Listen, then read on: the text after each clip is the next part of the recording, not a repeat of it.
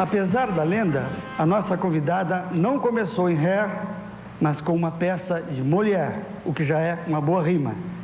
Tinha apenas 17 anos e, ao vê-la, a diretora Eleni Guariba comentou com o elenco: vocês têm talento, mas Sônia Braga será uma estrela. Hoje, depois de fazer teatro, novelas famosas e muitos filmes, ela, que realmente é uma boa atriz, é também uma estrela. Abram suas asas, soltem suas feras, que aí está Sônia Braga.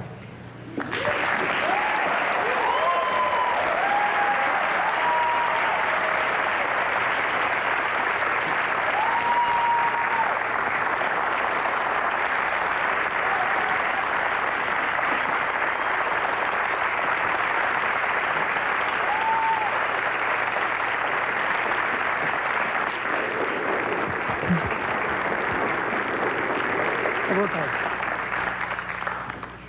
30 anos. Não conto, senhor. Não? Não, pode contar. Posso pedir um favor? Eu queria apresentar para vocês parte da minha família que está aqui hoje. A mamãe, Zezé. Cadê o Zezé? Foi embora. Tá ali, ó. Tini, tia Irlanda, Marilena e a minha irmã Maria. Maria, levantam todas, as 4 juntas. Isso.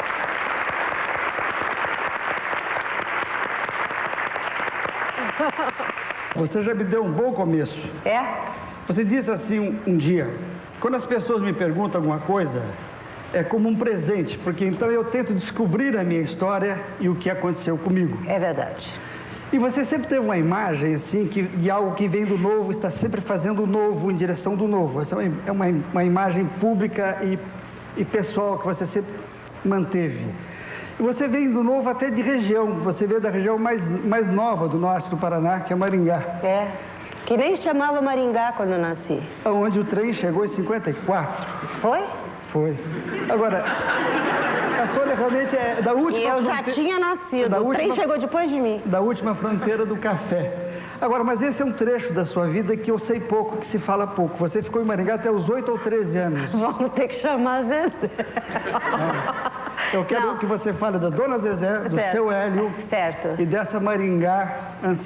Seguinte, o papai viajava muito, porque ele lidava com terras. E então, os outros meus irmãos mais velhos nasceram aqui no estado de São Paulo, em Tupã. Mas tinha um negócio em Maringá, não sei o que era. Eles foram para lá onde eu nasci. Em seguida, eu saí no colo. Nem peguei o trem. Não sei como é que a gente foi, de carro, a pé. Não sei, para Curitiba. Aí eu fiquei no estado do Paraná até 7 anos de idade, quando a gente mudou para Campinas. Aí, isso devia ser antes do aeroporto também, né, internacional. Não devia ter voo internacional essa época ainda, vinha de pingado, né. Aí, então, aos 8 anos de idade, cheguei em São Paulo, na capital. Esses são os anos 50 no Brasil, né, onde existe, assim, uma esperança de ascensão social muito grande das classes não tão privilegiadas, ou que existia, isso, eu não sei muito dessa época, a gente pode até, você pode me contar também historicamente, entendeu? Euforia, o governo Juscelino. Então. Então tinha essa coisa das pessoas que trabalhavam, poderiam ter uma ascensão social, e uma dessas pessoas era o meu pai.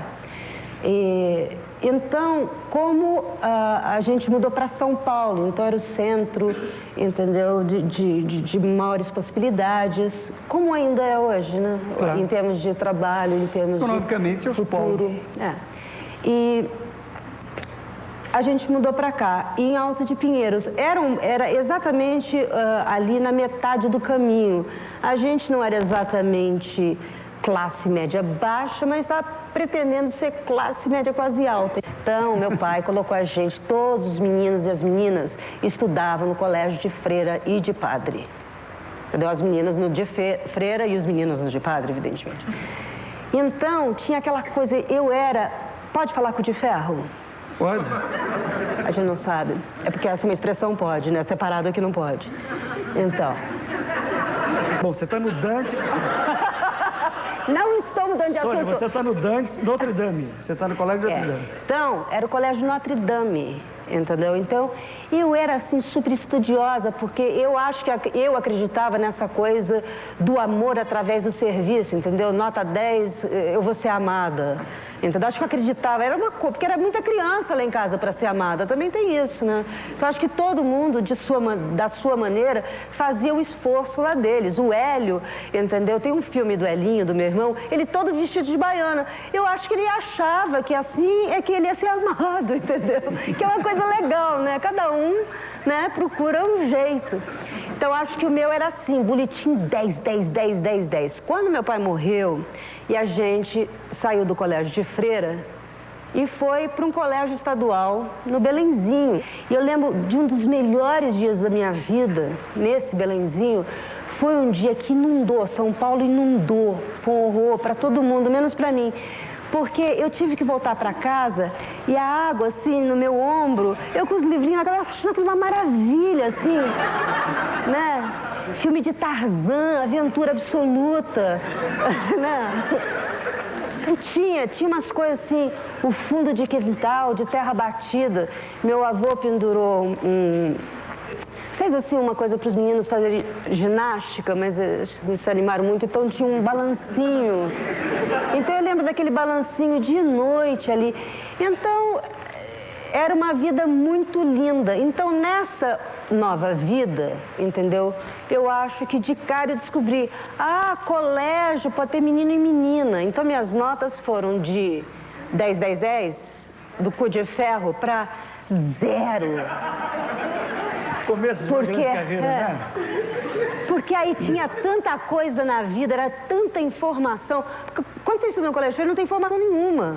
Entendeu? Você aprende a coisa acadêmica que vai te levar para uma vida acadêmica, moralista, entendeu? Você vai aprender aquilo que te ensinarem. Eu acho que optei por não ter uma formação acadêmica. Você foi muito rapidamente para a televisão. Você, garota, já estava na Tupi. Aí o Elinho, aquele que para agradar se vestiu de baiana, ele já estava em São Paulo, já com um grupo, ele já conhecia umas pessoas em televisão, ele já estava fazendo um programa de televisão para criança, que chamava-se Jardim Encantado. A nossa função, o que era? Descer uma escadaria, dublando a Dalva de Oliveira, eu acho que era a Dalva de Oliveira que eu dublei, cantando aquelas músicas, isto é o amor, um grande amor, entendeu? E depois distribuir, era ao vivo. Eu peguei televisão ao vivo. Distribuía. Pegou. Pegou. Eu não tenho computador e peguei televisão ao vivo. O que significa isso? Fala a verdade. Não, é que realmente demorou um pouco para ficar a televisão totalmente... Demorou muito tempo. Essa fase durou muito. Muito. Muitos anos. Mas já que você está me caçoando, Sônia, agora eu não estou caçoando. Você foi para Abril... peraí, você foi para Abril fazer um teste e levou bomba. Levei bomba. Mas... Levei bomba no teste. Teste de modelo. De modelo. Eu sou dessa altura? Olha. Essa é a altura de modelo. Olha o sapato, Sônia. Viram? Então, o que aconteceu? Porque modelo tem que ser aquela coisa alta e magra, né? Francesa, né? Então, como eu era que nem a Estátua da Liberdade, você sabe que a Estátua da Liberdade ela é baixinha e gordinha? Ah, é? Ela é fotogênica, ela é igual a mim. Igualzinha. É um símbolo. Então, meu primo tinha uma como chama isso? Que faz festa. Um buffet? Um buffet Torres. Era do Torres, que era esse meu primo. Então ele me convidou para trabalhar lá. Trabalhando lá, eu conheci o Antônio Carlos, cabeleireiro, sabe o que é? O Monte S. Então, aí o Antônio Carlos conhecia o pessoal da Abril e queria que eu fizesse um teste para modelo. Eu fui para fazer, cheguei lá. O teste para modelo com a Clarice, que nessa época era mulher do Estênio Garcia. Clarice Piovesan? Então, ela que me ajudou a fazer o teste. E enquanto eu estava fazendo o teste, quem entrou? O Rony Fon. Isso que eu ia falar. Que na época era chamado o Pequeno Príncipe, era o rapaz mais bonito de São Paulo. A Sônia predestinada, entrou deslumbrante. Agora, ele falava que tinha uma irmã chamada Aretusa, lembra? Que era irmã, e eu acreditei. Era a mulher dele, por problemas de publicidade. Então ele dizia que a Aretusa era irmã dele. Eu ia almoçar, jantar na casa dele, assim, babava, e a irmã falava, essa irmã, né, mora aqui com ele, que coisa estranha. Boba, completamente boba. Enfim. Mas você não perdeu, porque você entrou no mundo da Jovem Guarda com isso. Foi isso. E namorou um rapaz, que era um cantor que fez até um sucesso na época. Bob de Carlo. Tijolinho. O Tijolinho sou eu. Aquela, não sei se já ouviram a música Tijolinho? Aqui não Você há é meu ninguém, amorzinho. aqui não há ninguém. Eu sou o tijolinho que faltava na construção. Bom, agora aqui começa um período que é muito bonito, e eu sou, digamos, o meu ocular da história. Em 1968, se criou em Santo André um grupo de teatro muito poderoso, chamado Teatro da Cidade de Santo André, que tinha entre as pessoas do elenco, pessoas que hoje são conhecidas, Sônia Guedes, Antônio Petrin, e a diretora era Eleni Guariba. A Eleni Guariba hoje consta ainda da lista dos desaparecidos do Brasil. Ela abandonou o teatro e aderiu à guerrilha armada e desapareceu. Até hoje. Agora eu tinha esperança, né, que numa desses... Não. Que encontrassem agora. Mas enfim, a Eleni, eu conheci a Eleni, e a Eleni, ela estava recém-chegada da França, né? E essa era a ideia dela, de levar o teatro, descentralizar o teatro de São Paulo, entendeu? E levar para uma área, para o ABC, aonde então as casas seriam vendidas já, entendeu? Nas fábricas e nas escolas. Nas grandes indústrias. Nas grandes indústrias, entendeu? Então traria esse teatro, entendeu? Para as pessoas que não poderiam pagar. Então, ela na realidade, os patrões pagariam, dariam essas entradas para os funcionários. O projeto era absolutamente maravilhoso. E ela era de um talento incrível como diretora. Nessa época, nesses anos, o que aconteceu? Ou muitas pessoas foram para a guerrilha armada, certo? E muitas pessoas desbundaram, porque esse país estava uma aflição absoluta. Era a repressão, era o CCC, era tudo, entendeu? Então, com a Eleni, eu participei aqui nesse teatro aqui. O CCC atacou esse palco. Nesse palco aqui. Roda Viva. Roda Viva. Com pequenas alterações, esse era o teatro. Exatamente, reformaram, mas é esse espaço. Nesse teatro, o CCC atacou o elenco. Pessoas ficaram com pernas quebradas e tudo isso. Então, existiam uns atores que faziam a resistência. Então, além do público normal que ainda se animava ao teatro, ainda até por uma posição política, nesse sentido de sustentar essa ideia da democracia no país nessa época. Então eu vinha com a Eleni aqui nesse teatro, entendeu? Para fazer a resistência contra a CCC, contra a ditadura, isso tudo. Passeatas, então eu ia com a Eleni para as passeatas. Até hoje, para mim, a Eleni, entendeu? É uma mulher que eu adoro, porque eu não sei onde ela está. Então eu adoro, e adoro todas as pessoas que deram a vida por esse país, que tentaram dessa maneira, entendeu? Ou de outras maneiras, as pessoas que sustentaram a democracia desse país, são pessoas, todas elas, entendeu? Que para mim sempre vão existir, né? E tem que existir, porque um dia vai ser escrita a história desse país direitinho, né? Claro. Sem pular pedacinho. Agora, esse teu lado vital, alegre, bem-humorado, se manifestaria de qualquer maneira, e foi assim que você acabou em Herba, o Ademar te estranhou como pessoa, mas ele me odiou. A Marica Gidali gostou do seu jeito. O Ademar, quando eu subi, eu tinha o teste, eram 600 pessoas fazendo o teste. Enfim, eu chego para fazer o meu teste, tá Paulo Herculano, do quarteto, né? Assim, uma pessoa erudita. Paulo Herculano, o Ademar Guerra e a Marica Gidali, que eram as pessoas que testavam, e o produtor, Altair Lima, né, que era o produtor da peça. Eu cheguei, entrei, tropecei, de cara eu tropecei e falei, merda! Entendeu? Aí eu fui fazer o teste. Primeiro, eu não canto, não adianta que eu não canto, eu não sei cantar, eu sou um desastre. Eu canto só para uma pessoa porque eu quero ensinar umas músicas, eu faço tanta força que eu consigo passar uma... Mas eu não sou cantora. O primeiro teste de canto. Olha, eu olhava para a cara do Paulo, ele suava frio, coitado. E eu adorando, porque era a época da Gal, entendeu? Que brincava com o microfone. E eu não sei, e é do Meu Limão, Meu Limoeiro.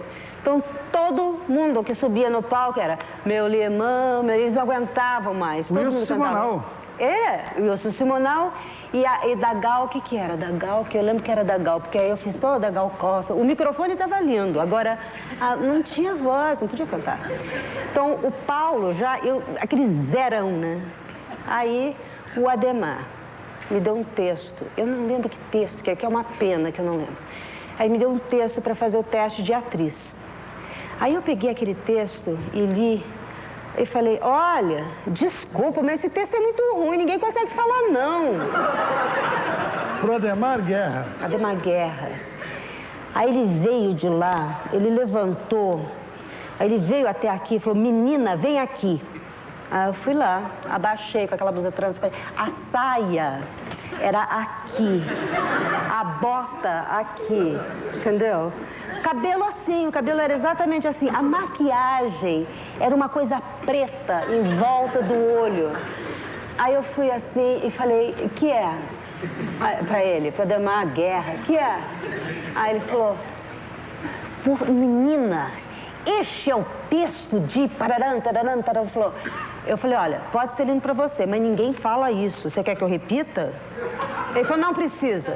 Aí tinha o teste de dança. Eu adorava dançar, porque eu aprendi a dançar com o Lenny na televisão. Todo dia tinha um programa na televisão do Lenny de noite e eles repetiam, não vale a pena ver de novo. Eu vi o programa de noite e dançava, não vale a pena ver de novo com ele. Então eu dançava jazz na época, eu não sabia o que era isso, mas eu dançava. Então aí, a música, aí eu fiquei 3 horas dançando no palco, eu fiz todas aquelas de corpo, cabeça, fiz loucuras. E pronto. E a Marica Gidari, que é uma grande coreógrafa, grande professora de dança, notou que o Ademar é essa menina. E a Sônia, como ela mesma diria depois da entrevista, disse, eu tinha uma garra que sai de perto. Era verdade. Teve um dia que foi uma maravilha. Foi o seguinte, eu pedi por pessoa que entrasse, falei assim, olha, tem uma hora que eles vão falar, e essa é fulana. Quando eles fizerem isso, vocês começam a aplaudir, levantem, aplaudam, é parte da peça, entendeu? Era muito engraçado. Agora, então chegou a hora da cena, aí não sei quem falava, e essa é a tal. Eu tinha esquecido que eu tinha pedido. Eu cheguei e fiz assim, menino, todo mundo levantou, assobiavam, bravo! O elenco todo assim, ó. Eu não contei pra ninguém, todo mundo falava assim, todo mundo assim, o que foi? Eu falei, sei, né? Energia, não sei. Coisa linda, obrigada. Eles não paravam, porque eu não falei que era pra parar. Eu falei, continuem até morrer, não parem.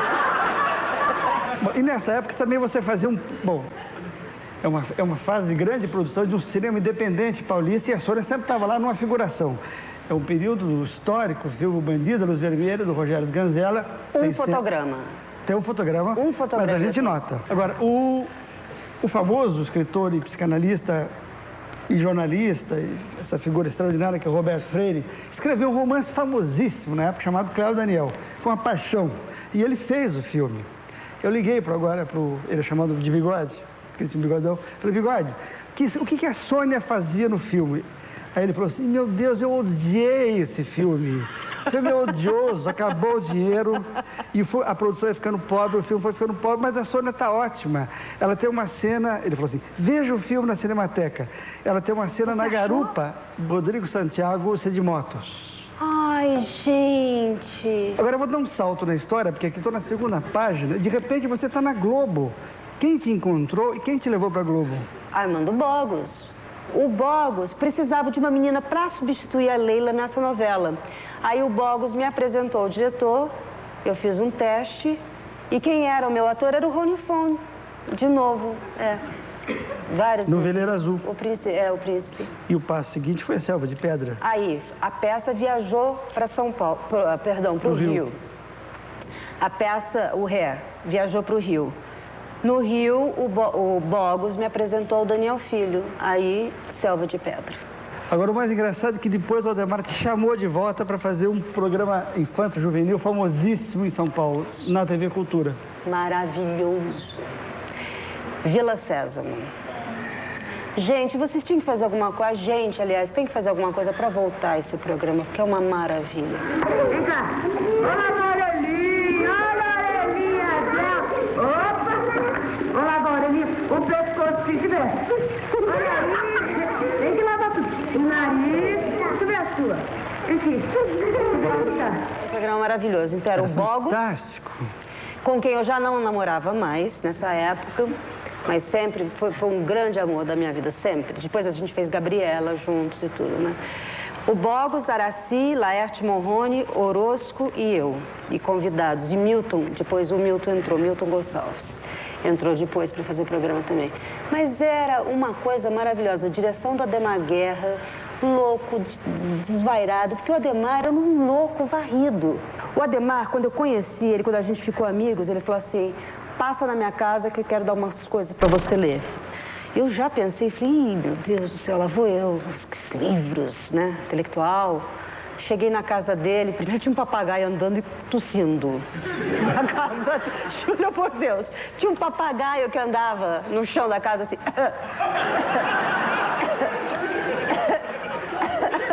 Que era o seguinte, a mulher que morava na casa, no apartamento de cima, ficou doente, tossia a noite toda.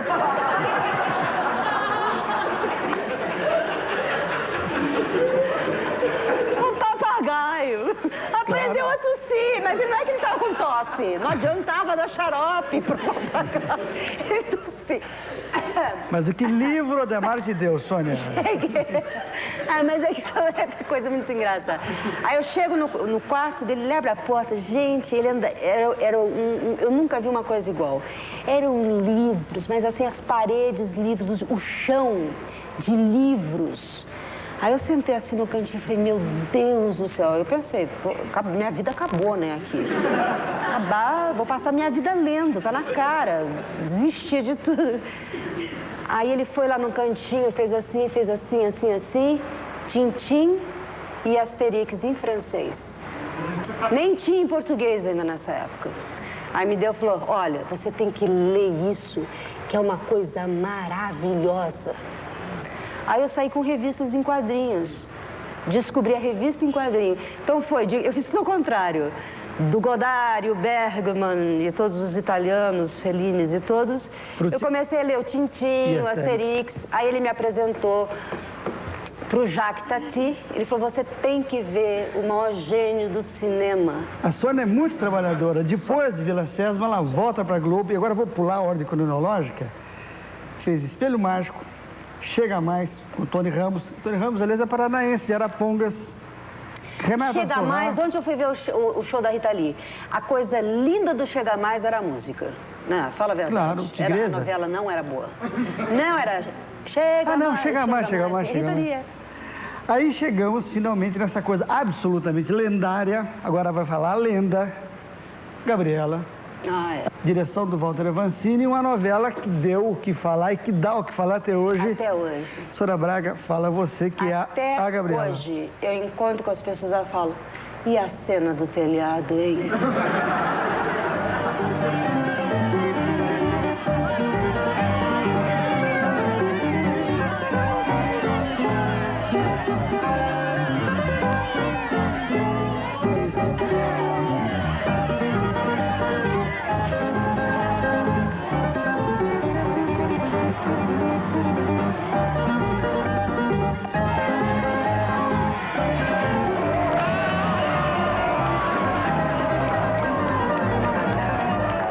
Você chegou a assistir algum capítulo ao lado de Jorge Amado? O que ele achou? Jorge Amado. Eu fui para a Bahia para conhecer o Jorge Amado, que eu não conhecia, certo? Então foram me apresentar para o Jorge Amado. Então a gente sentou na rede juntos para as primeiras fotografias. Um jornalista vira para o Jorge e fala assim: Jorge Amado, por que você exigiu que fosse Sônia Braga a Gabriela? O Jorge, sem piscar, falou: porque somos amantes.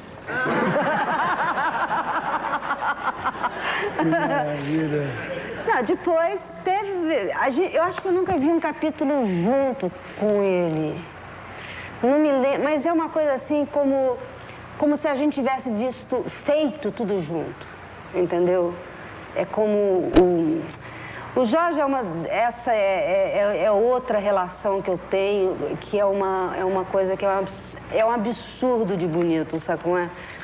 O lance de eu ter feito Tieta, com tudo que aconteceu, era assim: o Jorge queria que eu fizesse Tieta, e a gente já tinha combinado isso há muito tempo, e eu estava produzindo já quando botaram a novela no ar. Aí quando botaram a novela no ar, eu segurei o projeto. Aí, pra mim era assim, eu tenho que fazer a Tieta pro Jorge Amado, entendeu? Após outras novelas, Sônia Braga faz outro sucesso absolutamente devastador, que é Dancing Days. Dancing Days tinha uma qualidade. Primeiro, era uma produção independente. A gente gravava essa novela na Herbert Richard, ali onde faz as traduções, faziam as versões. E a gente fazia essa novela, a gente se divertia muito. Era muito trabalho. Tinha, olha, alguns dias a gente gravava, eu e o Fagundes, por exemplo, os outros também, 20 cenas, cada uma de 5, 6 páginas. Então era assim. Mas o entrosamento era tão grande, sem interferências, entendeu? Então a gente entrava no estúdio para gravar. Então eu inventei um cabelo assim, sabe por quê? Aquele cabelo que era um cabelo molhado, um coquinho atrás, que era o chique. Eu falava, porque as minhas transformações de saída do banho para o longo de festa demoravam 2 minutos no relógio.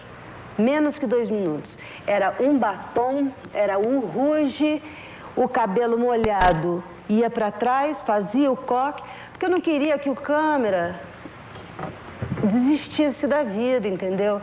Então não dava tempo. A gente falava assim, olha, a gente vai se trocar para a festa, não vai dar tempo de fumar um cigarro. Então tinha esse clima. Eu tinha cena com o Fagundes, que eram maravilhosas. Por exemplo, uma vez a gente não parava. Eu estava fazendo uma cena com ele e eu esqueci o texto. Aí eu falei assim, o que eu estava falando mesmo? Aí ele falou, você estava falando? Eu falei, isso. Então, e continuei. E era assim, e a gente, no meio das cenas, aconteciam coisas, por exemplo, de a gente estar namorando, beijando, e eu falava assim, menino, você viu o jogo ontem do Vasco? Entendeu? Então, tinha umas coisas, uns flashes de verdade absoluta que misturavam, porque era meio jornalístico, né, aquele programa. A Gal Costa vinha cantar naquele programa, era um sonho. Sônia, agora nessa sua grande aventura, assim, pelas câmeras, você vai indo da televisão e você começa a entrar no cinema a sério e começa a fazer em São Paulo um filme chamado A Moreninha, que se alguém tiver dúvida que Sônia Braga possa fazer outros papéis além de ser a sensual, é só ver esse filme que você faz um papel de época, aquela mocinha romântica daquele tempo assim, muito doce.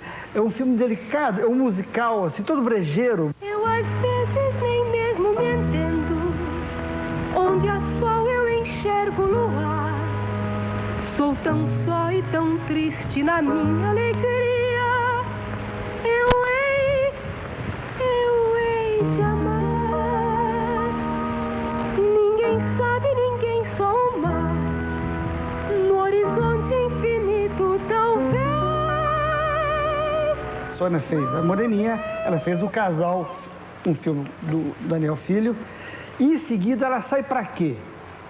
Para Dona Flor e Seus Dois Maridos, um filme do Bruno Barreto, que foi um sucesso muito grande. Aqui e lá fora. Aqui e lá fora, para você ter uma ideia, um crítico da revista Newsweek, que é uma das maiores revistas do mundo, diz: É a primeira atriz estrela de verdade desde Sofia Loren. Simplesmente isso falaram de você com Zé Wilker, Mauro Mendonça, Sônia Braga, filmando aquele romance incrível. Dona Flor é um filme contemporâneo. É deslumbrante, a direção é deslumbrante, o elenco é maravilhoso, é tudo, a fotografia, tudo é muito do Murilo Salles. E é um filme que começa a abrir através dos festivais o que seria o teu caminho e do cinema brasileiro. Mas você ainda não contente de ter feito isso, faz em seguida a Dama de Lotação, a Dama do Lotação, baseado em Nelson Rodrigues, Nevira de Almeida na direção. Tinha uma cena, eu gosto de contar coisas assim que ninguém, tipo segredo, conta pra mim. É o seguinte, a cena do cemitério,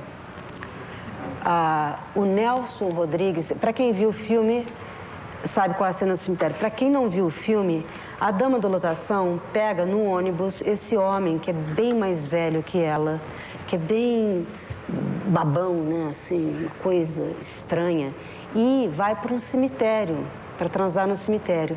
Então, uma parede, assim, entendeu? Encostada com um taier branco. Aí eu abro assim a parte de cima do taier, pego a cabeça dele, ponho aqui assim. Então, é uma coisa violentíssima. E o Nelson, nesse dia, estava lá assistindo a filmagem. Nelson Rodrigues? O Nelson Rodrigues, sentado num túmulo ao lado, vendo a filmagem, toda a equipe sentada nos túmulos. Era no cemitério. Não para! Continua, não para!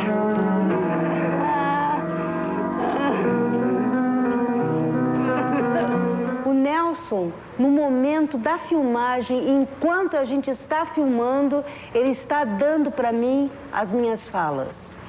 Sentado com aquele ritmo de Nelson Rodrigues. Não para, continua. Minha doce Sônia, doce, lindo, ele é que homem lindo, maravilhoso. Agora eu vou dar uma de Sônia Braga, voltar um pouco o filme. Tá vendo? Pega. Você me contaminou. Aí vocês chegarem em casa e falam, vamos voltar um pouquinho na relação? É porque pega. O Dona Flor, você sentiu quando foi acompanhar o filme fora que você estava entrando no cinema internacional? É muito muito louca essa história. Porque eu estava acostumada, entendeu? De 14 anos até essa idade.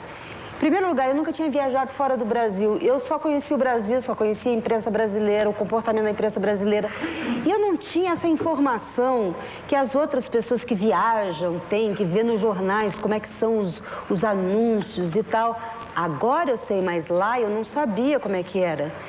Então, para mim, era tudo normal, entendeu? Eu via que todo mundo estava muito animado, entendeu? O Fabiano Canosa chegava e falava assim... chorando, chega de lágrimas nos olhos.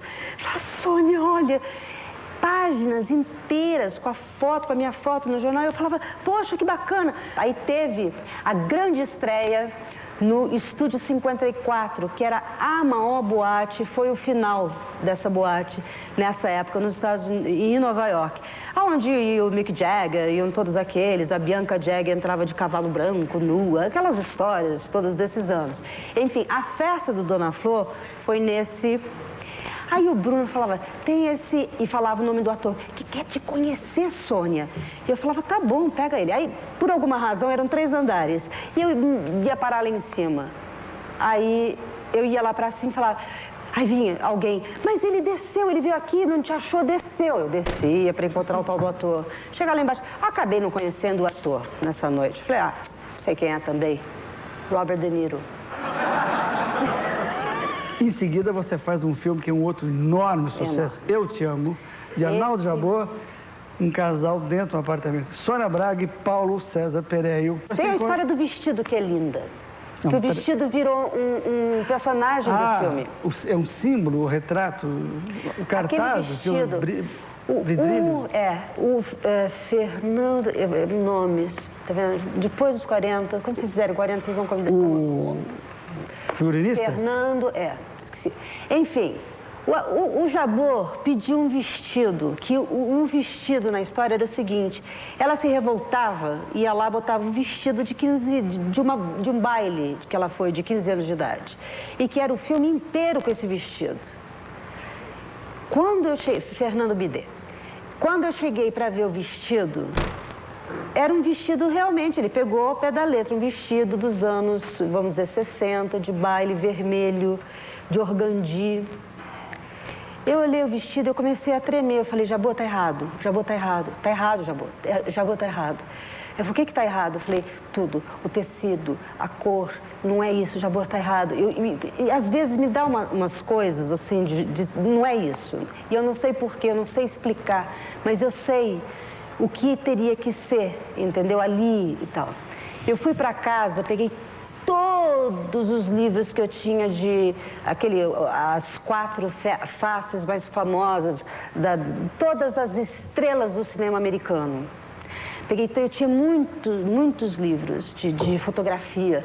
Peguei todos os livros, abri todos, peguei um pedaço de um vestido, um pedaço do outro e tal, e levei todos os livros, abri todos com o Jabô. Falei, Jabô, vamos conversar sobre isso. Não pode ser assim. Então, a gente, na realidade, o Jabô, eu e o Fernando, desenhamos essa coisa que virou um personagem. O filme é o Péréio, eu e o vestido, né? Após Eu Te Amo, chega a vez da filmagem, a versão cinematográfica da Gabriela, ao lado dessa figura absolutamente maravilhosa que é o Marcello Mastroianni. Eu queria que você falasse um pouco da filmagem, porque de você o Marcelo disse o seguinte: Sônia Braga é uma mulher muito atraente e sensual e, acima de tudo, inteligente. Mas o mais importante é que ela atua como uma pessoa normal, não como uma estrela. Marcello Mastroianni. Ele era uma pessoa absolutamente deslumbrante, desligadérrima, assim, sabe, de tudo. Uma vez que ela viu ele foi para a praça, 5 horas da manhã, a equipe ia chegar mais ou menos às 8, né? Ele se vestiu todo de Nassib, 5 horas da manhã, sentou lá na praça, ficou esperando. Pessoa estranhíssima, maravilhoso. Ele contava as histórias, assim, e era muito história, né? Porque, na realidade, a comunicação da gente é quando eu lembro que eu não falava inglês, que eu não falava italiano, que a gente conversava em português, italiano. Então, essa coisa da comunicação, né? Ele contava histórias do Fellini, ele contava as histórias da Sofia Loren. Ele falava, a Sofia era muito chata, porque chegava 8 horas da noite, ela ia dormir, porque era muito chata. Quem era? Porque aí tinha que fazer, pessoa maravilhosa. E nas cenas, assim, por exemplo, de nudez, entendeu? Era muito legal. Ele era um Péréio, assim, entendeu? A gente sentava pelado na cama, que nem o Vilca, que nem o Péréio, entendeu? A gente ficava sentado, pelado, na cama, conversando. Vilca, Péréio. O que eu ia falar que eu criei um certo problema na filmagem Gabriela foi o seguinte: eu pedi para o Bruno, falei, Bruno, porque eu ajudava os assistentes de direção na parte quando eles trabalhavam a parte da figuração, quem é que vai fazer o quê? Então eu sugeria, faz brincadeira de boneca, faz isso, faz o correio da praça, então eu sugeria muita coisa e tal, e eu ajudava mesmo. Eu ficava o tempo todo super ligada na figuração, entendeu? Eu adoro o trabalho de assistente de direção, adoro, acho maravilhoso. E sempre tento ajudar, entendeu? Quando eu saio do set de filmagem, eu falo, olha, eu vou estar aqui. Mas aí eu pedi ao Bruno para fazer um dia de assistente de direção, entendeu? Então eu fiquei correndo e botava figuração. Aí a equipe italiana chegou pro Bruno e falou assim, pelo amor de Deus, pede para a Sônia parar, porque a gente está muito confuso. Como é que a estrela do filme tá de jeans, tava com aquele moletom, entendeu? Um bom sapato para ficar correndo em Paraty nas pedras. Então eles enlouqueceram, eles não conseguiam se concentrar, porque a estrela do filme, que eles estavam acostumados com a Sofia Loren, passo pro meu trailer. Então, teve esse problema, era o problema que eu ia te falar. Mas enfim. Pirou a equipe. Com o Zé, eu falei, Zé, eu adoro participar da filmagem, porque o ator não tem tempo, ou está na sala da maquiagem retocando, ou está com o diretor conversando. Então, toda a coisa da iluminação, que é absolutamente deslumbrante, quando se cria, né, a criação, né, as luzes, os spots, os microfones, tudo é muito lindo, a movimentação do set, a direção de arte, tudo isso. Aí eu falei, Zé, sabe o que eu vou fazer? No meu próximo filme, eu quero fazer uma figuração. Eu quero fazer uma coisa pequenininha. Aonde? Porque eu não gosto de visitar a filmagem, eu fico assim, ó, fico muito, sabe, filmagem de outras pessoas, eu fico muito tensa que eu estou atrapalhando, que estou no lugar de alguém. Então eu falei, olha, se eu fizer um filme onde eu faço uma figuração, eu vou poder participar do filme, posso visitar a filmagem todo dia e tal.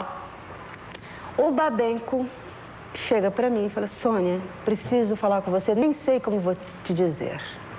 O que é, Babenco? Ele falou, eu queria que você fizesse uma participação especial no meu filme. Falei, é pequeno? Ele falou, é. Bem pequenininho? Ele falou, é. Falei, então eu quero, exatamente o que eu quero. Então era só para fazer aquela cena da varanda da namorada. Depois o Babenco achou que era legal eu fazer a outra personagem. Tinha mais um que não foi feito por problemas de direitos autorais, então fazia a Leni Lamaison. Então virou um papel, então ficava eu e o Patrício Bisso e ensaiando, eu fiquei um mês ensaiando, trabalhando feito maluca, não vi as filmagens, não vi um dia de filmagem, não vi nada e foi por isso, quer dizer, a minha coisa de fazer um extra no filme acabou sendo, na realidade, o meu filme internacional, tudo isso. E o começo de uma amizade, a menos que você diga que também namorou ele, uma grande amizade com o Raul Júlia. Não namorei. Você fez 4 filmes com ele. Não, o Raul não namorei, não. Figura encantadora, Raul Não, Júlia. mas olha, o Raul, porto-riquenho, maravilhoso, pessoa maravilhosa. Mas a gente era amigo mesmo, era muito legal. A relação da gente... Porque a gente ficava assim, ia lá pro Maxud, não ia ter filmagem, mas a gente ficava até 5, 6 horas da manhã conversando. Raul, pessoa que adorava a vida, adorava a vida, charuto, a grapa, comia muito, a gente comia, adorava a ópera, tem cenas lindas. A gente indo para filmar na Ilha da Mulher-Aranha e ele cantando naquele barquinho em Paraty, cantando uma ópera, indo para a ilha. Agora me diz uma coisa, é uma coisa que vai valer para todos os outros filmes que nós falaremos em seguida, a tua virada da interpretação na outra língua, porque realmente é quase que uma violência, né? A tradução dramática para outra língua. Inferno. Suponho. É inferno. A primeira vez... Eu noto, é quase que físico, quase que eu noto o seu sofrimento. É muscular, né? É uma coisa muscular. Por exemplo, ali, o inglês tem todos esses... né? Que a gente não tem. Eu falo pra eles, eu falo, olha, se a gente falar assim em português, a mãe da gente manda a gente pra cortar a língua porque tá errado. Defeito, tem que... Então é muito difícil de falar isso assim. Mas você teve que dar um jeito. Não, foi um tormento. Aí eu tava em Los Angeles. O que aconteceu foi o seguinte, o Bill Cosby foi o primeiro, foi o pioneiro, aliás. Quando eu fiz o Beijo da Mulher-Aranha, eu fiz tudo pelo som das palavras. E foi o produtor que me ensinou, entendeu? Porque eu não sabia o que eu estava falando. Ah, não, a gente vai ter que voltar um pouquinho essa história agora. Então volta. A grande pergunta e o choque da resposta para alguns. Que, na realidade, um dia eu quero ser entrevistada junto com o Jabor, para a gente esclarecer esse assunto. Todo mundo me pergunta, por que você foi embora do Brasil? Eu não fui embora do Brasil e não foi, mais uma vez, eu não escolhi, foi como ter ido para Santo André. O que aconteceu foi o seguinte, eu tinha fechado com o Jabor um filme que se chamava Eu Sei Que Vou Te Amar. Então era eu e o Wilker. Depois de um caminho muito longo que o Jabor teve com esse filme, ele queria fazer em inglês, com atores americanos, depois resolveu fazer comigo o Raul Júlia, em espanhol e português, depois resolveu que ia ser eu e o Wilker em português. Tudo bem. Fechei com o Jabor, disse não para a Globo, não sei na época se tinha me convidado para alguma novela, alguma coisa, mas enfim, para os projetos, que aquela hora ali estava fervendo, né? Falei não para todo mundo e fui para passear. Eu tinha que fazer uma matéria para Playboy nos Estados Unidos. Então eu fui para fazer a matéria para Playboy e aí fui visitar um jogador de futebol na Itália. Mas tudo de passeio, que foi as primeiras férias que foi. As primeiras férias que eu ia ter na minha vida. Aí eu tinha conhecido o Falcão aqui em São Paulo, eu achei que ele era um amor, entendeu? Aí eu terminei com o Zé Joaquim, tudo direitinho. Fui fazer as fotos em Los Angeles, aí eu fui passear na Itália. tinha um jogo do Roma e eu fui ver o jogo. Enquanto eu estava em Roma, o Hélio Paulo Ferraz, que era o produtor do filme, foi me visitar para a gente organizar exatamente tudo sobre contrato, percentagem, preço, ficou tudo certo, entendeu? Ficou tudo certinho, o Elinho voltou, ficou na Itália, não sei, e eu fui visitar uma amiga minha em Nova York. Aí, eu falei, bom, agora eu fico aqui um pouquinho, volto para filmar, volto 2 semanas antes para preparar tudo. Quando eu estou em Nova York, eu recebo uma ligação do advogado, Paulo Coutinho, que fala, Sônia, eu tenho uma péssima notícia para você. Eu falei, o que é? Ele falou, o Jabô resolveu fazer o filme com 2 outros atores, a Fernandinha e o Thales. Aí eu falei, tudo bem, né? Por que eu tinha que contar essa história? Não, a história é maravilhosa, deixa aí. Não, mas essa coisa de trabalhar em outra língua, outra cultura, isso, outras claro, vivências... claro. Não, porque agora que vem a parte legal, o gancho, que é o seguinte, aí me convidaram para fazer parte do júri do Festival de Cannes, aonde o Eu Sei Que Vou Te Amar está concorrendo. E nós damos o prêmio para Fernandinha. E eu e o Jabô passeando lá no La Croisette e tal, maravilhosos, tudo bem, entendeu? Então, uma coisa super legal, sabe, quando eu conto isso, eu acho legal, porque é uma coisa sadia. Eu tô lá em Cannes, pronta para voltar para o Brasil, quando o Robert Redford me chama para voltar para os Estados Unidos, que ele queria me conhecer. Como é que foi esse encontro momentoso entre um astro, um dos grandes astros, e você para acertar um filme? Aí eu fui lá conversar com ele e tal, cheguei, sentamos, ele falou, olha, essa locação, entendeu? Mostrou Santa Fé, Novo México. Fiquei alucinada, eu nunca tinha visto realmente as fotografias do Novo México, dessa área dos Estados Unidos, onde foram filmados todos os filmes do John Wayne, aquelas coisas, né? Mas assim, você vendo naquelas fotografias artísticas, aquela coisa linda. A gente conversou, ele falou assim, então você quer ler o texto agora? Eu não. Ele falou, perdão? Porque lá eles fazem a leitura, eles fazem o teste com os atores, seja quem for, eu não sabia. Aí eu falei, não quero não, muito obrigada. Aí ele falou, não, você não entendeu, porque meu inglês era até, eu conseguia me comunicar, mas muito... Aí ele pensou, ela não entendeu o que eu falei para ela. Ele falou, não, o que eu disse é o seguinte, se você não quer ler o texto para a câmera, para eu passar o texto, eu faço com você. Eu falei, não quero ler, não precisa. Não precisa, eu tô ótima, obrigada. Aí ele falou, muito sem graça, ele falou, Sônia, sabe o que acontece? Você tem que fazer, eu tenho que fazer com você. Eu, por mim, não precisaria fazer. Eu confio em você, mas eu tenho que fazer por causa do estúdio. Agora, eu fiquei curioso, falamos de grandes atores, como é que você se integrou nesse universo estelar, que você tromba com pessoas de lenda, né? Gente, parece uma viagem fora do meu corpo. Sabe como? Assim, uma coisa... Porque eu falo assim, isso aconteceu quando eu vim aqui para filmar O Luar Sobre o Parador. Tinha uma cena que estava lá, 2 vezes no mesmo filme aconteceu a mesma coisa. Tava o Richard Dreyfuss lá, fazendo o ditador, e eu num carro com vestido dourado, prateado, assim, dançando. E aí, do meu lado, o... Raul? Não, meu Deus, o cantor famoso, negro, Frank Sinatra. Sammy Davis Jr. Sammy Davis Jr., obrigado. O Sammy Davis Jr. do meu lado. When they begin the deed, when they begin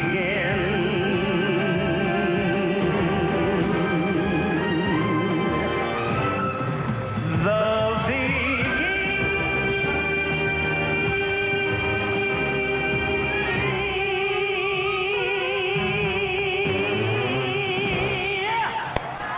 Eu estava fazendo a cena que eu tinha que fazer umas coisas, jogar uma rosa, eu olhei.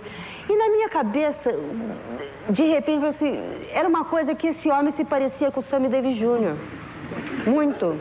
Como se fosse um ator brasileiro fazendo o papel do Sammy Davis Jr. Os olhos Aí eu olhei e falei, mas é o Sammy Davis Jr.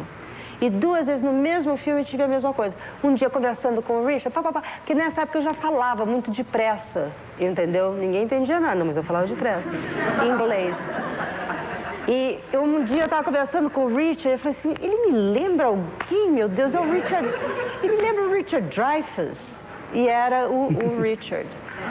E depois, assim, tem uma outra cena,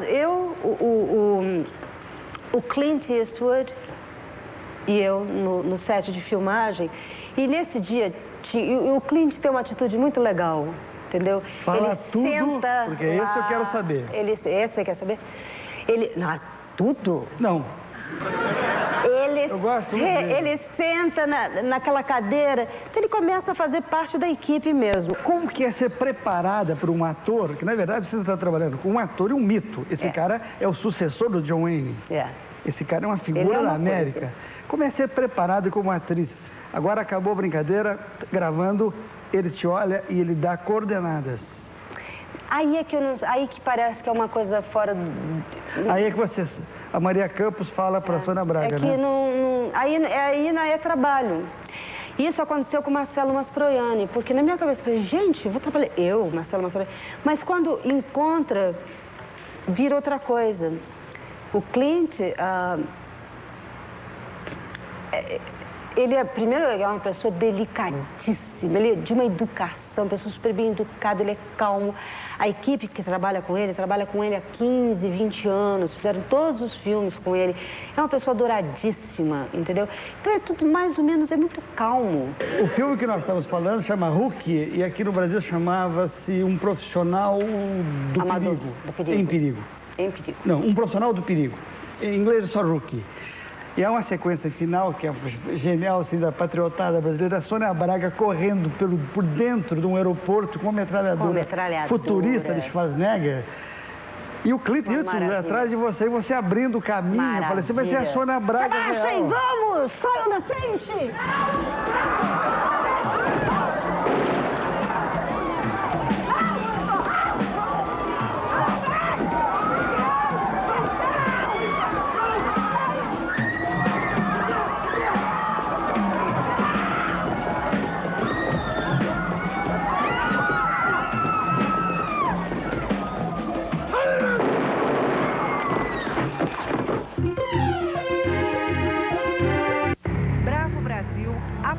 Você está sendo convidada para uma produção do Quentin Tarantino.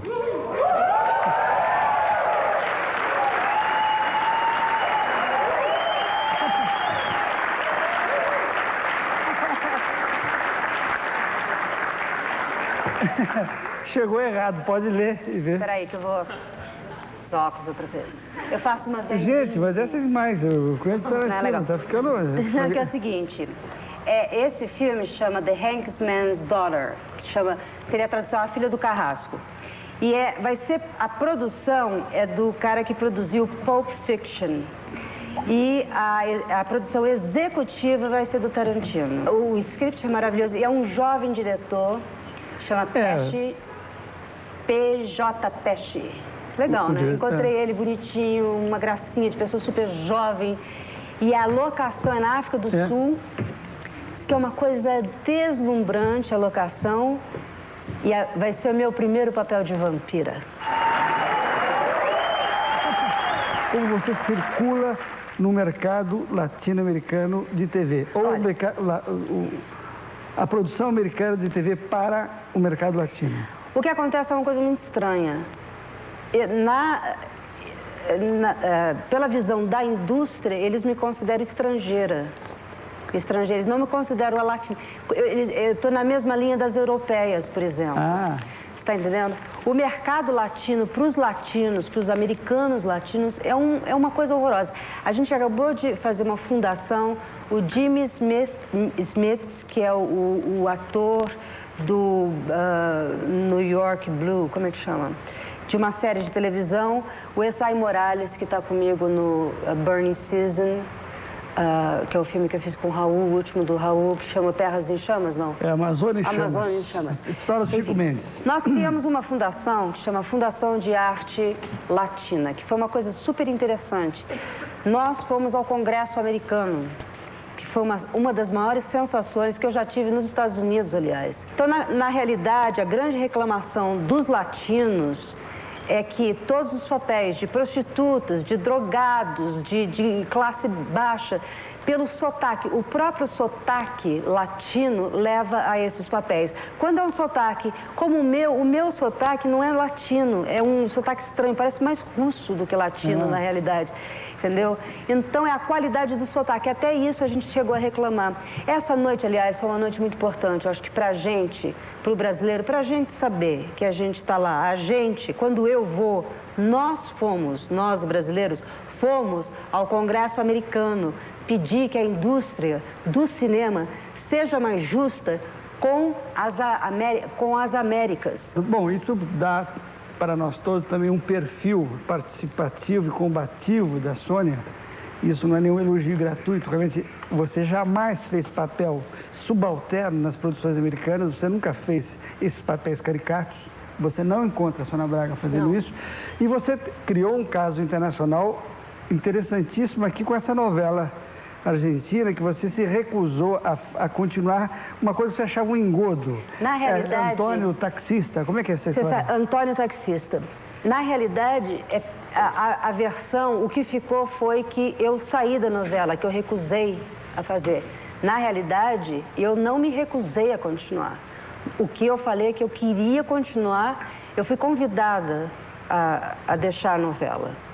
Aí eu falei que eu não poderia fazer isso porque eu tinha combinado e tinha sido publicado nos jornais, eu tinha um compromisso meu com o público brasileiro de que eu faria essa novela. E que eu iria fazer, e ia fazer até o fim, e eu ia fazer bem, entendeu? Quer dizer, na realidade, eu não saí da novela, na realidade, eles me tiraram da novela. Mas falando de profissão, você tem uma ótima resposta. Uma vez te perguntaram se você vai ficar no Brasil e você disse, bom, essa pergunta deve ser feita para as pessoas que estão entre o meu trabalho e o povo brasileiro. Exatamente, no Vaticano, o que eu chamo de Vaticano. No Vaticano. É porque assim, tem Roma, tem Itália, tem Roma e tem o Vaticano que não tem nada a ver, né? É um Estado independente, com uma riqueza independente do país e tudo isso, né? Claro, eu já entendi a sua ironia, então fala mais. Não é ironia, é uma verdade, é uma religião diferente do Brasil, né? Então existe, na realidade, as emissoras de televisão que é uma indústria riquíssima, né? Então quando eu falo, você está fora da realidade, né? Quando pede um salário e tal, não, eles estão fora da realidade. Um ator na televisão, um ator que recebe muito bem na televisão, ele não recebe o que se paga de comercial, 30 segundos de comercial de um dia numa cidade. Vocês podem ver a tabela de preço de comercial que é publicável. Parece que a tabela agora do Fantástico é assim, 80 mil por minuto. É mais ou de uma menos. Novela, quanto é? 30 ou de 30 a 40 por minuto apenas numa cidade. Então, se o ator ganha 40 mil por mês, para o Brasil, para o salário brasileiro, é uma fortuna. Evidentemente que é uma fortuna, mas não para aquela indústria, que é uma indústria que não pertence ao Brasil. Qual é o seu sistema de trabalho, salário e pagamento? Como você trabalha no mercado internacional agora? Mercado internacional, para mim, é um sonho, uma maravilha, porque eu nem assino contrato. Tudo passa através de uma agência. O que chega para mim é o script, o dia da filmagem, a passagem, eu pego o avião, chego lá na locação, já tem uma pessoa me esperando, entendeu? O que eu tenho que fazer, eu tenho que aprovar ou desaprovar o script. O resto da negociação é toda feita através... Eles me ligam e falam, olha, ofereceram tanto, quer ou não? Como eu quero muito, eu falo assim, olha, se chegar em tanto, tudo bem. Sônia, estamos começando a terminar para entrar na parte dos convidados, dos estudantes. Que eles durmam. São 3 perguntas rápidas que circularam durante essa gravação. Perguntas, curiosidades. Uma, você pensou ou teve oportunidade de trabalhar com Glauber Rocha? Eu tive um encontro com Glauber Rocha num avião e a gente começou uma discussão sobre machismo Aí, que eu nunca pude acabar. Essa discussão. Aí, realmente... Mas eu conheci. Eu conheci e depois que ele morreu, eu fui a Sintra para ver aonde que ele... É uma pessoa que eu tenho a maior admiração, uma dessas pessoas, entendeu? Ademar, Glauber, Eleni, fazem parte, assim, sabe? É uma coisa, né, que vai se misturando mesmo no seu sangue, né? Essas memórias, tudo. Então, nunca sai, estão lá presentes o tempo todo. É só ativar que está lá. Glauber é uma delas, naturalmente. Outra coisa, ninguém esqueceu o tipo de densidade amorosa que havia nas gravações de Gabriela.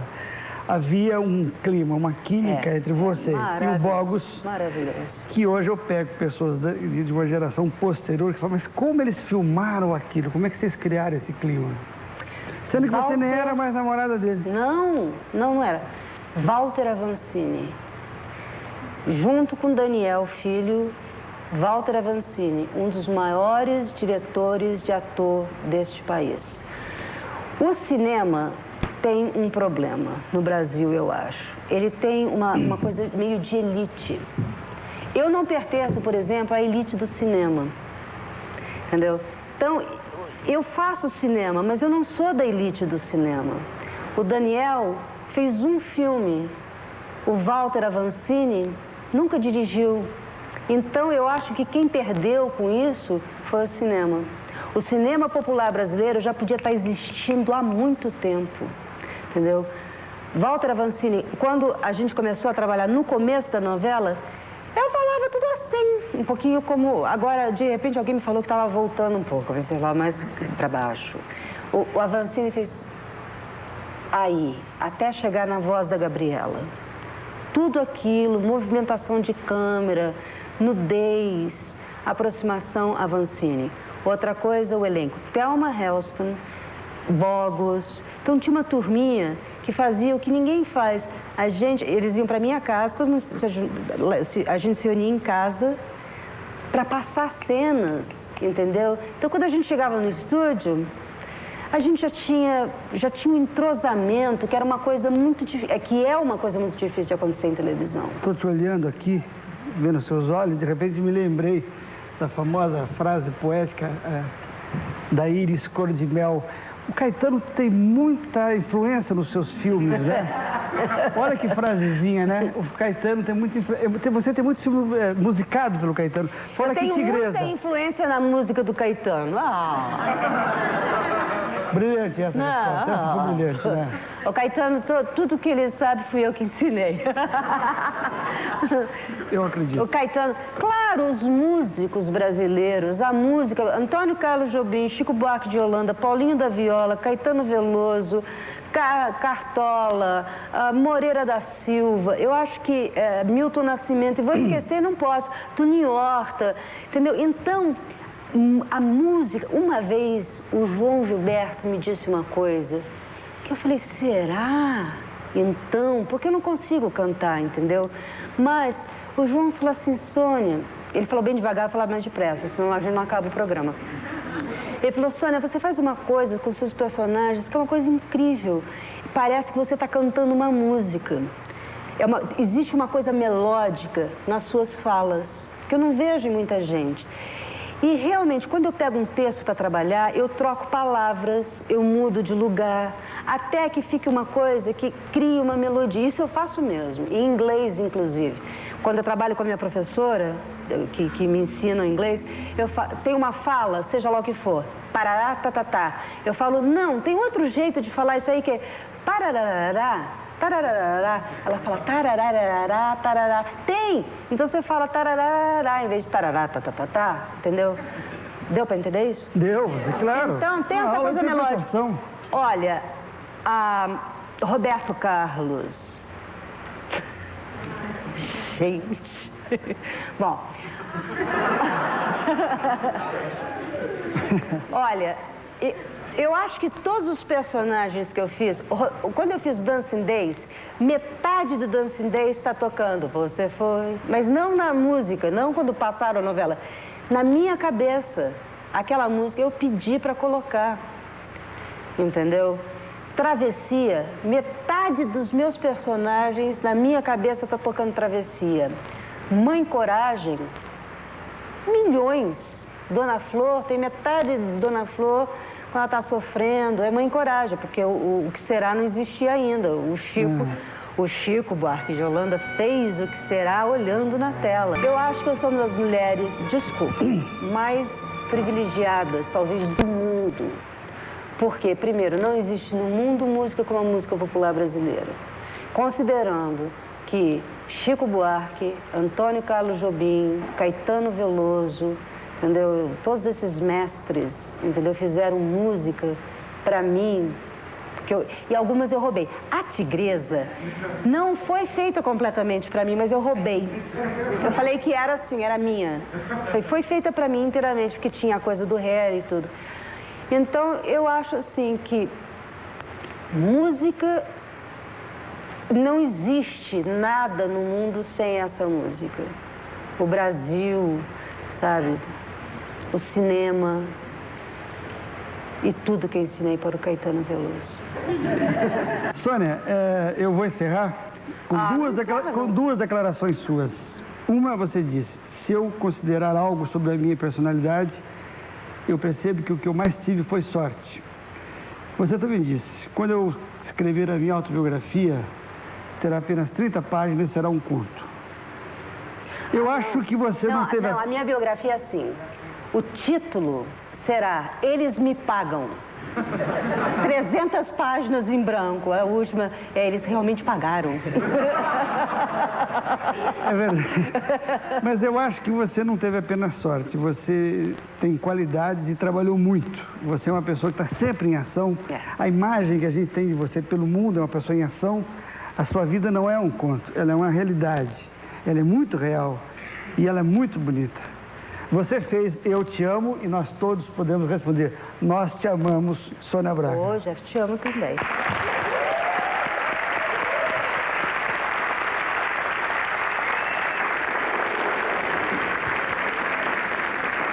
Maravilhoso. Oi. Roberto, do INDAC. Eu li uma citação sua em que você diz que atualmente você já domina e equaciona toda a carga de emoção que surge espontaneamente. Eu queria saber de onde surge essa emoção, né? Se é algo consciente e onde entra a técnica no seu trabalho. Pois é, eu não posso mais dizer que eu não tenha mais técnica, entendeu? Porque por muitos anos da minha vida eu passei dizendo, eu não tenho técnica nenhuma. Eu tenho uma técnica hoje que eu não sei o que é, não sei como é que chama. E eu não sei como é que ela funciona. E cada dia ela funciona diferente. E cada dia... Eu acho que é mais uma coisa assim que eu deixo acontecer, eu deixo rolar. Por exemplo, eu nunca estudo em casa a cena do dia seguinte. Eu deixo para quando chegar na hora, mesmo que a gente ensaia, que tenha preparado e tal, eu deixo para acontecer na hora. Às vezes, assim, a relação com o fotógrafo, com a equipe, com o câmera. Eu tenho uma relação muito próxima com o câmera, entendeu? Então, o câmera, por exemplo, é o cara que não me deixa dormir, né? Então, fica assim, ô, Gustavo, conta uma história aí, Gustavo, entendeu? Tô dormindo, quase dormindo, Gustavo. Conta... Então, vem. Então, essa relação com a equipe, eu acho que faz um filme legal, porque você pega a emoção do dia. Então, isso é uma coisa muito verdadeira. Então, técnica, eu não sei direito, entendeu? Eu uso, assim, o que tiver à disposição ali naquele dia. Sônia, meu nome é Cristiano, eu estudo no Estúdio Fátima Toledo. Eu queria saber de você, no cinema, como você faz para conciliar a necessidade de todo o aspecto técnico, desde repetição, de sempre o mesmo take, cortes, aí tem que voltar para a mesma situação, com a necessidade da manutenção de um estado emocional, de ser sincero e mostrar as emoções. Olha, eu acho assim, eu não saio muito do set de filmagem, entendeu? O que acontece é o seguinte, o que acontece às vezes é o seguinte, se você se preparar num camarim para uma cena que você vai ter que chorar, uma coisa assim, a equipe não está preparada para aquilo, quando você chegar no set, as pessoas vão falar, você está bem? Você fala, não, é para a cena. Então você tem que desconcentrar para explicar que você está triste para a cena, que você está muito bem. Então, eu prefiro me concentrar enquanto as pessoas estão fazendo as luzes. Por exemplo, se for uma cena muito triste, que eu tenho que chorar desesperadamente. Teve uma cena num filme que eu fiz com o Ed Olmos que chama Briga de Galos. Era uma cena inteira, um almoço inteiro que eu chorava do começo ao fim, entendeu? Então eu cheguei lá, falei bom dia para todo mundo, sentei e comecei a chorar. Então, entendeu? Tinha que chorar o dia inteiro, então eu chorei o dia inteiro. Chegava uma hora que eu falava assim, conta uma história para eu chorar um pouquinho mais, que eu não sei, já chorei tudo que eu tinha para chorar, entendeu? Fiquei chorando o dia inteiro. A coisa de repetir, eu não me incomodo. A coisa de demorar, eu não me incomodo. A única coisa que realmente me preocupa é chegar na hora certa, saber que cena que eu vou fazer naquele dia. Eu notei que você tem uma certa preferência pelo cinema e televisão. E eu queria saber o que você sente em relação ao teatro. Eu não sei se eu gostaria de fazer teatro mais, entendeu? Eu nem sei, porque são tantos anos. Eu acho que a coisa de você vir todos os dias, essa coisa do ritmo, entendeu? Eu acho que eu não só eu não gosto disso. Eu acho que eu não gosto.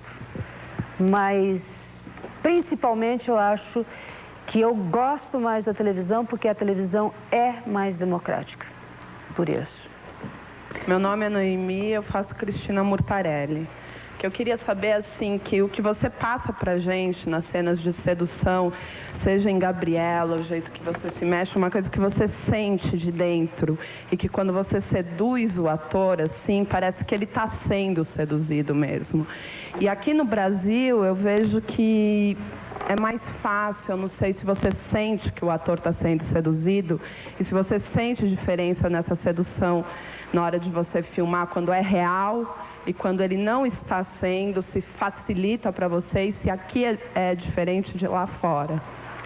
Olha, a primeira coisa que a gente tem que lembrar é que a gente está vivendo a paixão das personagens, né? Não é a sua paixão. Quer dizer, numa cena de violência, por exemplo, como na Dama do Lotação, né? Que tem cenas de sedução com violência. Então precisa ficar muito... Para personagem, uma personagem Nelson Rodrigues, por exemplo, numa cena de sedução, aparecer tudo o que está por trás, por que é a sedução, com a doença da sedução, e uma cena de amor trivial, um namoro, ou um flerte. Então, o principal é você entender a personagem, por que a personagem está seduzindo esse homem ou essa mulher. Tem uma coisa em relação à cena de cama, por exemplo, que todo mundo fala assim, olha, fala baixo, ninguém fala muito, sai todo mundo, deixa só os atores se concentrarem, fala baixinho. Os pobres, os técnicos, tem que estar tudo calminho, porque agora vai ter a cena de amor. E aí, quando eu fui fazer o Rookie, as cenas de explosões, a gente tem corrida, explosão, tiroteio. Essa é a cena onde os produtores trazem a família, né? Todo mundo traz a família. Cena de explosão, cena de briga, porrada. Traz a família, traz as crianças pra ver, vai ser legal. Tá, o carro vai explodir, vai ter muito sangue. Vem, põe sangue nas pessoas e tudo. Aí quando tem uma cena de amor, esvazia, não pode ninguém entrar no set. Set fechado, já ouviu falar isso? Não, hoje não pode vir ninguém porque a cena de amor é set fechado. Porque as pessoas vão ter uma cena de amor. Eu sempre fui contra isso. Quando eu fiz a minha cena com o Clint, eu falei, Clint, por mim, não precisa fechar o set não, tá? Quanto mais plateia tiver, melhor. Pedro Miléo, eu sou ator. E eu gostaria Sinto muito, Pedro. Com relação... Eu também, sinto muito. Com relação ao roteiro de cinema, nós vimos que o roteiro de cinema brasileiro aí tem uma diferença do roteiro americano no formato. Como é que a atriz Sônia Braga se coloca nesses dois roteiros? Eu acho que a gente tem um problema seríssimo, que é o problema de roteiro aqui. Porque o roteiro é uma coisa muito técnica, entendeu? A gente viveu anos de um cinema que a gente, na realidade, não fazia parte desse cinema internacional, onde... como é que eu vou explicar isso? Quer dizer, Aquela coisa do Glauber, por exemplo, genial, foi essa época, foi o cinema, entendeu? O cinema novo, como foi a bossa nova, como foi tudo aquele... Era um movimento, era um Brasil, entendeu? Eu acho que agora a gente vai precisar reestruturar um pouco o cinema brasileiro, que eu não acho que a gente vai perder a criatividade em lugar nenhum. Mas eu acho que a coisa do roteirista é uma coisa muito técnica de cinema, assim como a iluminação é uma coisa técnica de cinema, entendeu? Assim como lentes, posição de câmera, entendeu? Montagem, entendeu? Tudo isso são coisas técnicas de cinema que um pouco a gente ficou com essa maravilhosa ideia de não ter um roteiro de cinema, sabe? É muito mais fácil você trabalhar com roteiro, com uma base sólida, entendeu? Eu acho que todo mundo fica muito mais solto. O ator pode trabalhar melhor, todo mundo trabalha melhor, o diretor trabalha melhor, sabe? Mas é uma coisa muito técnica. Então, eu acho que a maioria, agora está mudando, né, um pouco, com a nova geração, acho. Mas a maioria dos atores com os quais eu trabalhei no Brasil, eles são diretores, eles são os roteiristas, eles são os produtores, eles fazem a montagem, eles fazem o filme inteiro, entendeu? O que para mim é uma coisa brilhante, entendeu? Você conseguir e ter essa capacidade para isso tudo. Mas vamos dizer que nem todos vão ter todos esses talentos. Então, de repente, você pode ser um tremendo de um diretor, que é uma coisa muito específica. Isso não quer dizer que você obrigatoriamente tem que ser um roteirista.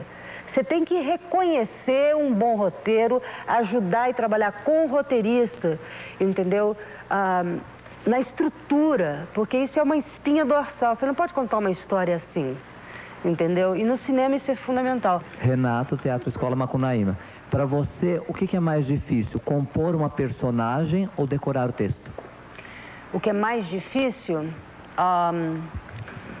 Eu não componho personagens. Eu acho que quando eu aceito a personagem, eu me sinto apta a fazer.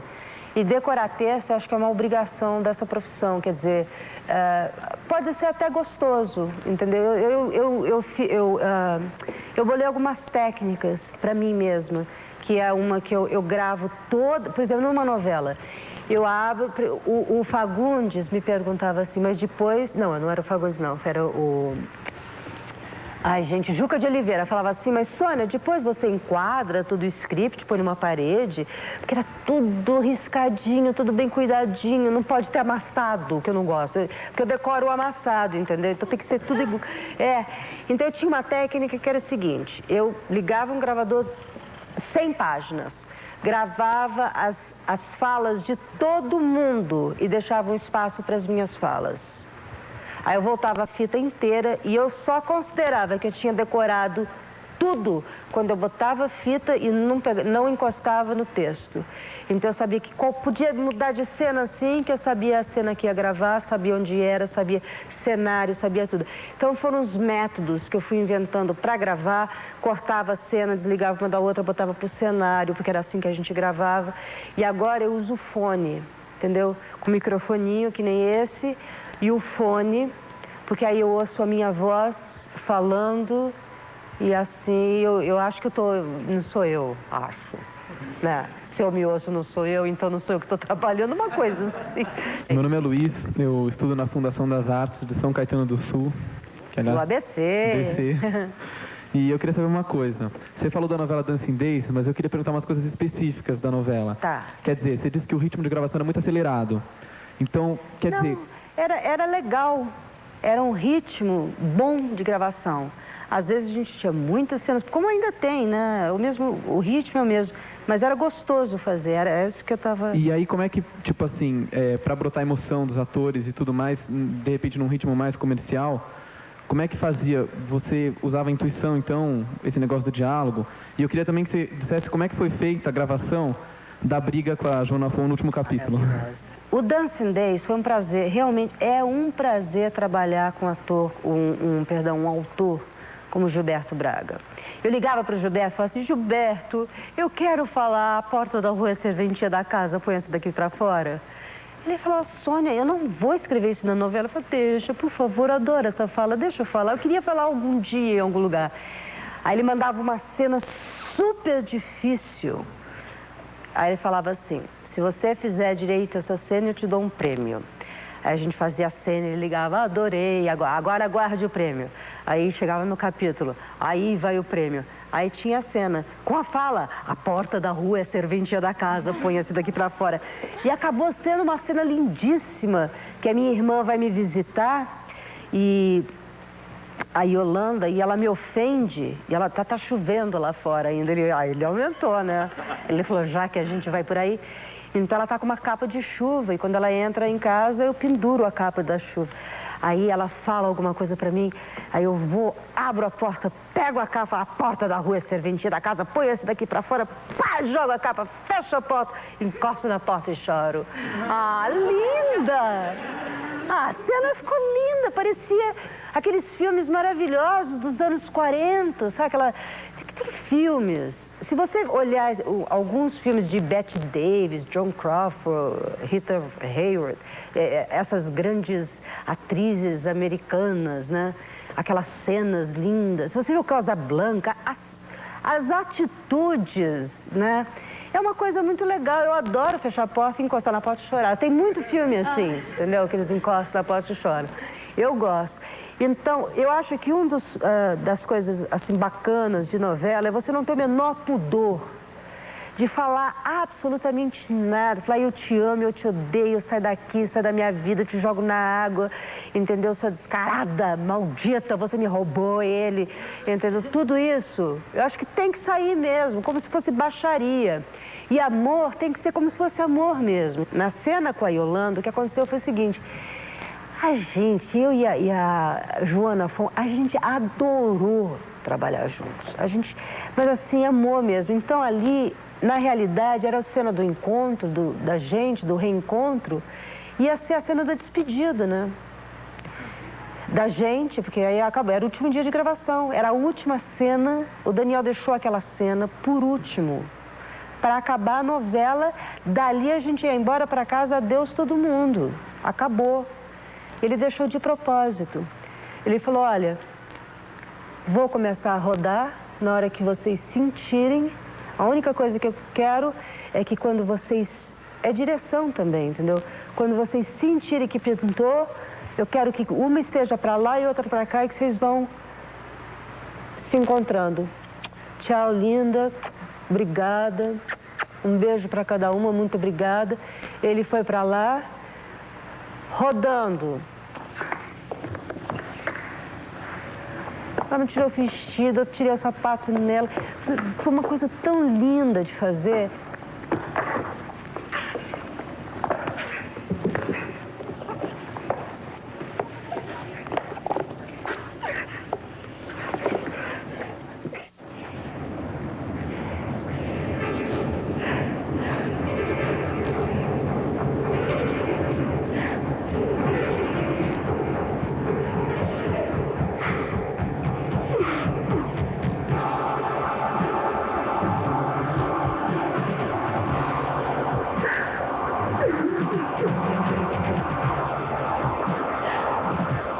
Que eu sempre falava pra Joana, que era sua boba, que era uma coisa assim, que eu falava pra ela na vida real, eu não lembro agora exatamente o que era, que eu falava alguma coisa pra ela, sua boba. Assim, no camarim, você é boba.